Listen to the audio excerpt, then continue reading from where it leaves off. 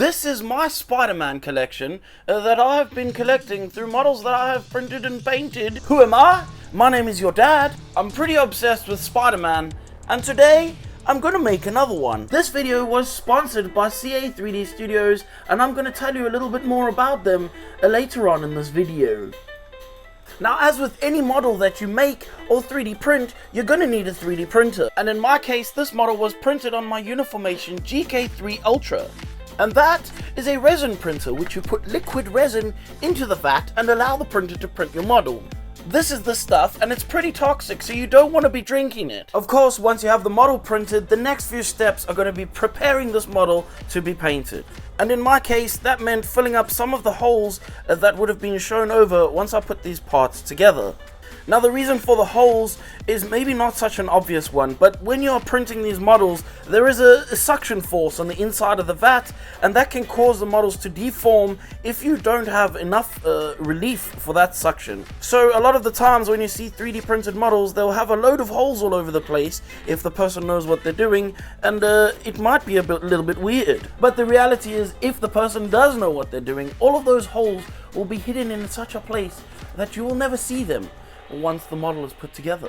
Now, if there's one thing I do not like, that is waffle in the middle of a video and in the front of a video, in fact. So let's stop the waffle and just paint this model. So I've separated out the parts that I'm going to be painting in their respective colors. This is a white color and this is a black color. These parts are going to be very pink, and some of them are actually very, very light. So that's going to be black, so it makes sense to paint these things black. And I could paint them black if that's all I had, but it would mean that I would have to do a lot more layering just to get the colors light enough so that it looks nice and pastel-y. Annoyingly, a lot of this model is using a brush and just taking your time to get all the little details in the color that they need to be. So let's get the base coats down, get done with the airbrush, and as soon as we're done over there, we can move over to the table and start painting with some brushes. But first, let's start painting some of the base tones on the most parts of the model. And to start out with, I'm going to paint the little arms in a very light pink. But the reason that this needs to be a light pink is because that's actually the base tone. I kind of want them white, but they mustn't be white. They must look like they just ever so slightly got tinted with pink. And then the bag needs to be a completely different pink. There is a lot of pinks. I'm not going to lie to you. I don't think I could possibly explain all of this to you, but I'm going to try my best. The arms are a whitish kind of pink. It's pastel colors. They're very light. To be totally honest, I spoke with the artists who have sculpted this model, and their inspiration was K-pop, Korean fashion, things like that, which is very kawaii, and pastel is the name of the game. So, keeping with the pastel theme, how the heck do you make pastel black? I don't know, but what I'm going to try and do is using some form of a warmish grey to try and highlight some areas on the black parts of the suit, and I'm also going to do a slightly brighter highlight on those areas with a little bit of a brighter warm grey. For her iPhone in her hand, yes, it is an iPhone, it is going to be painted silver and put aside to dry while I use a white for a zenithal highlight on the skin part of the model. Speaking of skin parts, I like to start all my skin with a color that I call pinkle, and then I will follow that up with a little bit of a red, sometimes an ink, sometimes a transparent red color into the shadows of that model. I'm then sometimes going to use a bit of a brighter pink on the highlight areas just to push some of the undertones for the skin tones of the model. Then starting with the base tone flesh, I'm just going to spray this kind of 50-50 with water just to build up what appears to look like a skin tone. And once that's done, I'm going to take a brighter skin tone and build that on top of that other color, mixing this again 50-50, maybe even 60-40 with water to make sure that the layers are thin and built up over time. I'm then going to use Orcish Dermis in the shadows, and this is going to help bring back some of the pinkness that I lose by spraying all the colors over the top. I also add a bit of white to my brightest colors and spray that on the highest highlights. For the hair, I'm going to very carefully spray just the tips with my airbrush just to save me a bit of time, and I'm going to come back and paint that with a brush later. Now on her torso, there is a very different pink. And this pink I mixed up between two different colors to create a base tone, which I'm going to come back using Magos Purple to shade some of the shadowed areas. I use that same color to shadow on the bag as well. Even though the bag's a slightly different color, this shadow will still work very well. The next step is going to be setting up for that nice bright pink that is on her pants. And I realized very quickly that it was going to take perhaps 2 or 3 layers of pink, so I might as well just do 1 layer of white and 1 layer of pink, and that way I get that nice bright vibrant pink without having to do 47 layers to do it. The next step then after that is doing 47 layers of pink on the stripes, because you can be damned if I'm going to put white behind that, because the white will definitely stick out over the edge of the pink, because trust me, just trust me, it's easier, way easier to do 57,000 layers of pink to get to the brightness that you need, rather than putting the white down for this layer, because if you mess up that white layer and you don't know, you will definitely know when you come around to doing the pink layer. And now, speaking of layers, I need to make sure to layer on top of that pink around the legs, particularly with a bit of black. And working on other little details on the torso parts, I'm going to add grey around the little buckle, as well as set up some white on the badge that's on her chest. And then while that stuff's all drying, I'm going to work on the base, which is relatively simple. All you're going to do is make sure that the brush stays at an angle, which is very flat to this base, and just continually add layers, because once again, adding white is going to be just much more of a mission. But you could definitely do it that way, it's just that I preferred not to. I then take a lovely layer of clear gloss over the top of that, and I do that about 27 times. I'm joking, that is an exaggeration. I did about 4 layers. I let it dry in between for a day, and then I did like another 2 or 3 layers, and that's why it's super high glossy. On the bag, I then painted some of the details with some deck tan, and this is namely the bits around the edges. There's a couple of little like pouch pieces that needed it, and this drawstring, and also I painted the buckles on that as well. Then, going back to the legs, I'm going to try using this pen to do the lines on her legs, and in hindsight, I thought this would be easier. It was way harder. This was the worst thing that I decided to do, because it was just more difficult. I can't really tell you why. It was just hard to keep that pen on top of the lines. I would have totally rather done that with a brush, but take that as you will. I'm going to take some more different pinks, a little bit of a darker one, and paint the back end of the bag, because it's just too flat otherwise. Now, to give some shadows to this top portion, I'm going to mix Carabao Crimson and this greyish color, which is a contrast paint, and I'm going to spray that with a little bit of water mixed into them, but this is going all in the shadows on the top portion of the torso. This week's sponsor is CA3D Studios, and this is a Patreon where you can pay to get models every single month. These are 3D printable models. Essentially, you can vote on the models you want to get, and there is honestly a bunch of models that you get, and they're really high quality models. This is the model that I chose for this month to make, and genuinely these guys really produce every single month, and it's something you might want to be looking into. If you want to make your own 3D printable models, then check out CA3D Studios. The link is in the description, bruh. So I'm almost complete with this torso. The only thing I need to do is the little badge, and I am not going to paint that. Absolutely no sir. Also, I wanted to add some logos onto her bag, because there is clearly logos on her shoes. So I kind of want to match that, because I feel like that's exactly what would happen. So I'm going to show you how I do that. So using my iPad, I'm able to export a couple of Nike ticks, and as well as the little badge that I need to go on there, and that's going to be printed on this decal paper that I got just from Amazon, and that's pretty much how it comes out. Now I have some decals, but these are not actually ready to use just yet, because there's one more step before you can use them. So I prefer to save as much of the paper as possible. This means I'm going to cut this line and hope that this doesn't jam in my printer the next time I use it. The reason it's this small is because I've cut every single time I've used it, and just hope and pray that it will work the next time.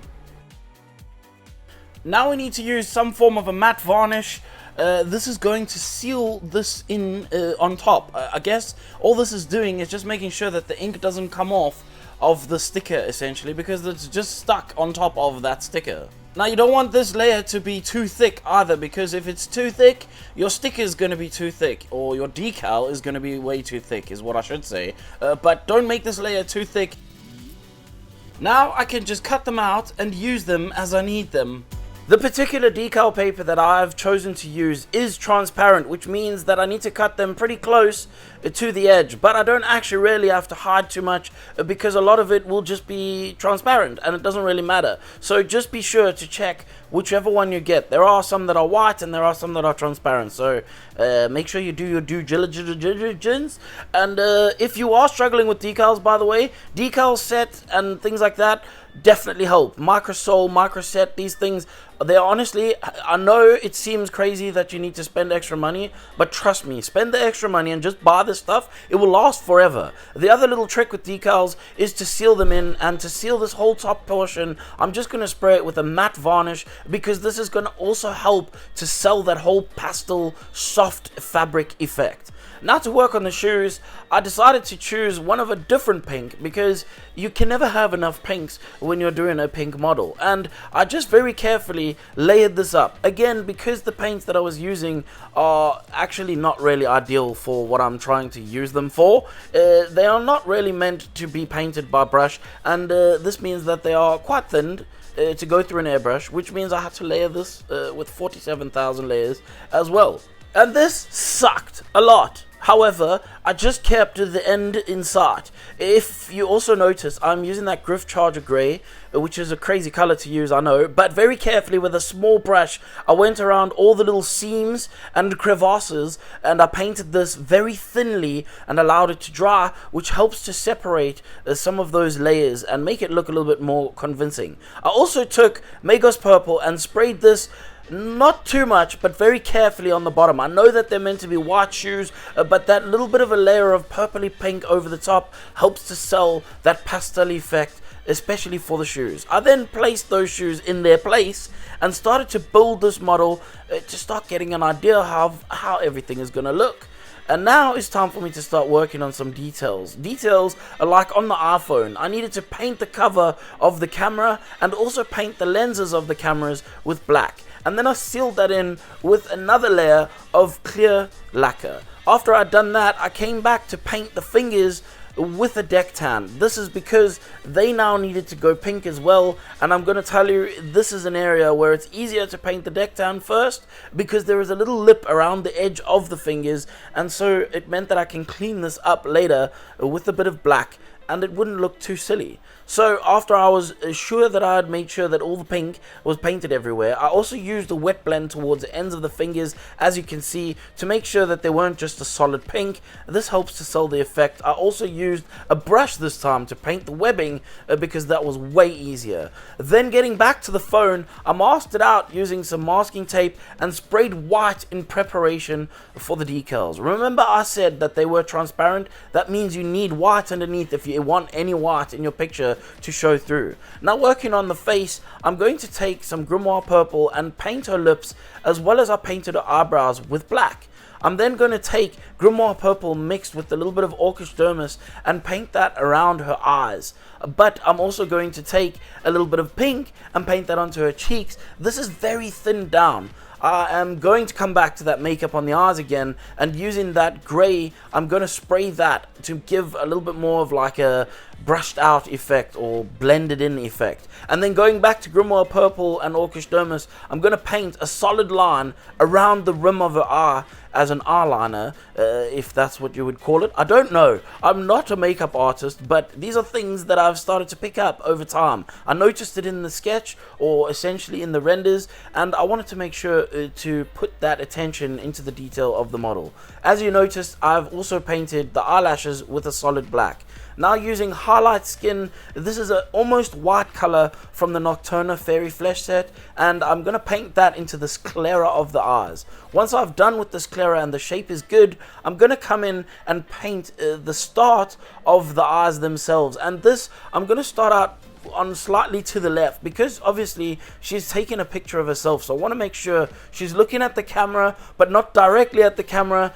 But yeah, it's really hard to explain that, but that's what I'm doing. I'm going to work my way up in brightness using a little bit of white with brown, because you can use that to desaturate a little bit. I'm going to build up the nice shapes on the inside of the iris, and then I'm going to paint the pupil, which is just essentially black, and use a white dot on the side of it to create a specular highlight. I'm also going to put a little bit of shading into her hair, and to do this I'm going to dry brush a bit of brown. I know her hair is black, but it's what I would consider to be a dark browny black. Now to work on that phone, I need to take the photo that she is essentially taking and work out how to put that into a phone somehow. So I took a picture of a phone and I took the picture of her, and then I obviously mixed the two together. I made a bunch of different sizes until I was happy with the size. I made a decal of that and I stuck that onto the phone, and I gave that another layer of clear lacquer varnish over the top to make sure that it was sealed in and shiny like a phone is.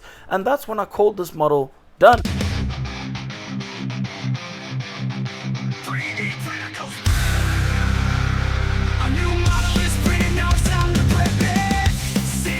Now, as I say in every video, I honestly and truly from the heart of my bottom hope that you found some inspiration in this video. I hope maybe it just took you outside of your comfort zone, or maybe it's still within your comfort zone, and maybe it just gave you an idea for something you want to make in the future. I just hope that it helps someone. At the end of the day, that's really what I make these videos for, and I really enjoy making these videos, honestly, so much. It's actually been the best change in my life that I've had in a very long time, and for that I want to say a massive thank you to everybody who has supported me, everybody who's watched my videos and continues to watch them forever and the future coming. That's to you and the future people. Also, I want to thank the sponsors for believing in me and sponsoring me to show off their products. As you can tell, the sponsor of this video is something useful. It's something that we would all actually be interested in. It's a person that has a company that has actually got something to do with the hobbies that we do, and I do try to make sure that my sponsors actually make sense to my viewers. Also, very importantly, I want to thank massively the people who keep the lights blinding my eyeballs. That is my Patreon. If you want whips, behind the scenes pictures, some random videos here and there, as well as extra content, then maybe look into my Patreon, because that's where I give all the extra stuffs. Thank you to everybody, and this is the time of the video where I get to tell you that if you didn't like this video, I don't care, and you can now f*** off.